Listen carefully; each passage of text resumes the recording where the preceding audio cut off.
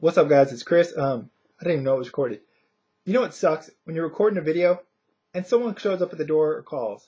I was almost done with this video a minute ago and someone called. I shouldn't have answered it, but it's Mother's Day, so you gotta answer it because you never know who it's gonna be. Anyways, moving on. At the end of my last video, I talked about I needed to do video for next week. There's a lot of fights. I'm gonna do an MMA one first. I'll probably do my boxing one tomorrow because I need to do a little bit more research/analysis for the boxing matches. For this video, first fight I want to talk about, Shine fights on pay-per-view next weekend. Tentatively scheduled for the main event, we got Ricardo Mayorga making his MMA debut against Dean Thomas. I say tentatively because A, Don King claims his promotional contract with Mayorga doesn't allow Mayorga to fight elsewhere.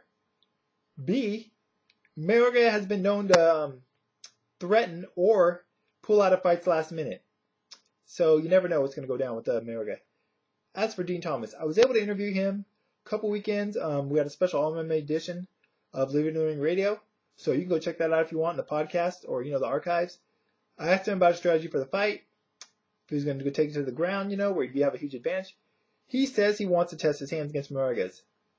Bad move. The fight's contracted at 160, he told me. Mayorga looks out of shape leading up to this fight, but I'll tell you this. If this fight remains standing, and it just stays a standing fight, Mayorga should win this by knockout. No disrespect to Dean Thomas, that's just the way it is. However, I would imagine that Dean is smart enough to realize it's in his best interest, especially if he's getting the worst of it on the feet, to take this fight down and hand Mayorga there and submit him in short order. So, if it remains standing, Mayorga's going to win by TKO or KO. If it goes to the ground, by Dean Thomas's choice, then I see him winning by submission. If the fight happens, that is. It's on pay-per-view. Not sure if I'm going to see it. Anyways, moving on. Strikeforce Heavy Artillery. First fight of the night, we got Antoine Britt against Rafael Feijão Cavalcanti. I haven't seen a whole lot of Britt. Solid 205er. Mid-level, I'd say. Cavalcanti, he's a guy that had a pretty good amount of height till his last fight. Came in out of shape. Ran out of gas. Got stopped by Mike Kyle. Britt's got good wrestling, pretty good hands, strong guy. Feijão has got really good jiu-jitsu. I'm going to go with Feijão because I think he is a lot more dynamic in one area, that being his ground game, than Britt is in any area. So I think Britt's more well-rounded possibly, but I just think Feijão's ground game is better.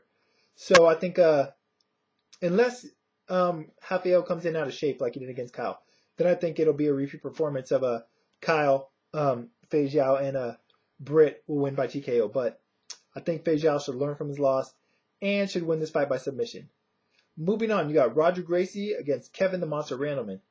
Full disclosure, Kevin Randleman, one of my favorite fighters, has been for the longest and, still is. Unfortunately, he hasn't looked good in a while. His record's damn near 500 by now. He lost his last couple fights. He looked like terrible against Mike Whitehead. He lost another fight in Japan recently to a guy I never heard of. Just on the downside of his career. Roger Gracie, only his third MMA fight. For those that don't know, Roger Gracie is probably the best jiu-jitsu practitioner in the world at this time. Just the best there is out there. And it's a horrible style matchup for Kevin Randleman. He's a wrestler going up against the best jiu-jitsu guy in the world. Do I need to say anything more? First round submission. At least I get to see Kevin Randleman fight. Unfortunately, it's going to be in a losing effort, most likely. Moving on, speaking of great jiu-jitsu practitioners, Ronaldo Jacare Souza, probably one of the top 3 jiu-jitsu guys out there in the world, against Smokin' Joe Villasenor. Jacare looked really good in his last fight, especially improved stand-up against Matt Lindland. Took Lindland out, ended up submitting him with the arm triangle, but he still looked good, improved standing. And of course, he looked good on the ground. That goes without saying. Joe Villasenor, he's been on a good run as of late. He's got wins over Ricky Fukuda, Phil Baroni, and most recently, Cyborg Santos. The male version, not the female. I got to go with Jacare here. I think he's a better athlete. I think Villasenor is better standing, but like I said, I think Jacare's stand-up is improving. But as far as the athletic thing, I think he's more fleet of feet on the feet. I think he'll be able to avoid most of Villasenor's strikes while it's on the feet. And unlike a lot of jiu-jitsu guys, Jacare's got some good takedowns, you know? He's got some good wrestling or throws. So, and Joey doesn't have the best takedown defense or the best wrestling himself. So, I think Jacare is going to be able to get this to the ground. And when he does, I think he's going to be able to submit Joe. Maybe not as quick as Roger's going to submit Kevin Randleman, but I think he'll submit him regardless. So, look for a submission for Jacare, either late first or sometime in the second round. Next up, we got Andre Pitbull Arlovski against Antonio Bigfoot Silva. This was probably the one fight I had the most trouble making a prediction on. Andre, he is the better fighter. The problem is his chin is delicate, to say the least. If you saw his last, I mean, he's a better fighter than Brett Rogers. But Brett Rogers knocked him out in less than a minute of his last fight. He hit him, hurt Arlovski, and sent him down. Much to YouTube user Nibar Buffet's, I'm sure he didn't like that at all, because that's his favorite fighter, I believe. But that said, Antonio Bigfoot Silva, you know, he didn't look so good in his last fight, a loss of Fabricio Verdum. I remember when this guy first came on the scene, you heard people out there saying this is going to be the man to dethrone Fedor Emelianenko. Not going to happen, at least not from what I've seen. He's a big guy. He's got some okay jiu-jitsu.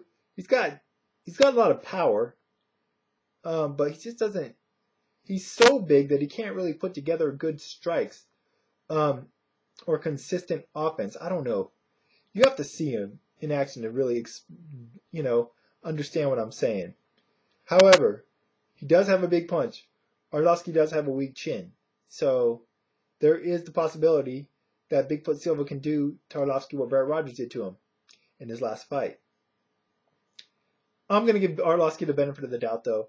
I'm going to say that he can keep Silva at distance with his kicks, with his strikes. He can outstrike him. He can outwork him. And I don't know if he'll stop him. Silva's got a big head. His head looks like one of those statue heads on Easter Island. No disrespect. I mean, I'm not trying to be insultful.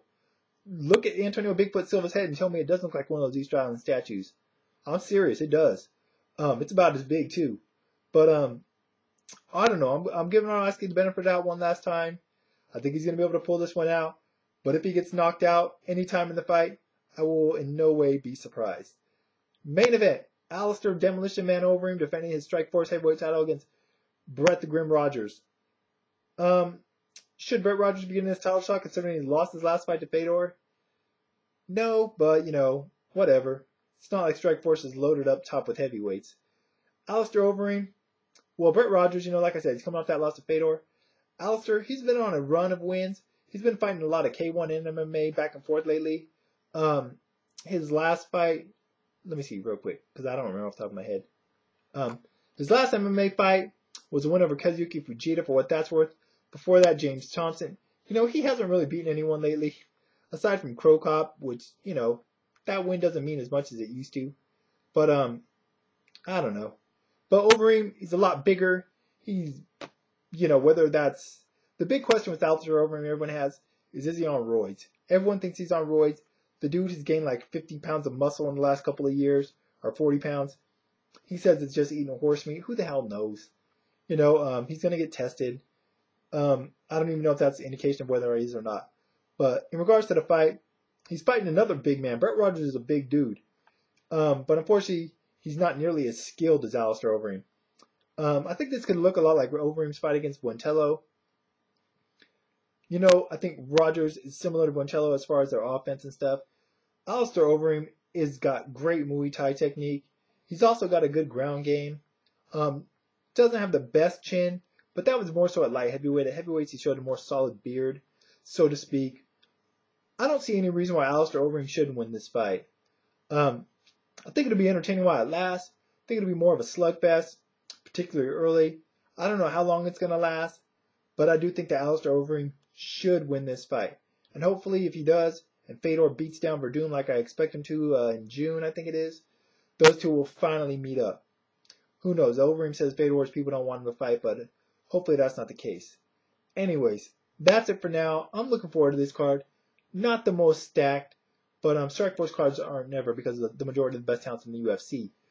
That said, I'm still looking forward to it. Probably be back next Sunday to give my thoughts on this and next weekend's boxing HBO doubleheader. Until then, though, be sure and check out the website, thewillbebloodfightshow.com, leaveitinthering.com, my Twitter if you're interested, links in the information part as always under the video. And until next time, y'all, I'm out.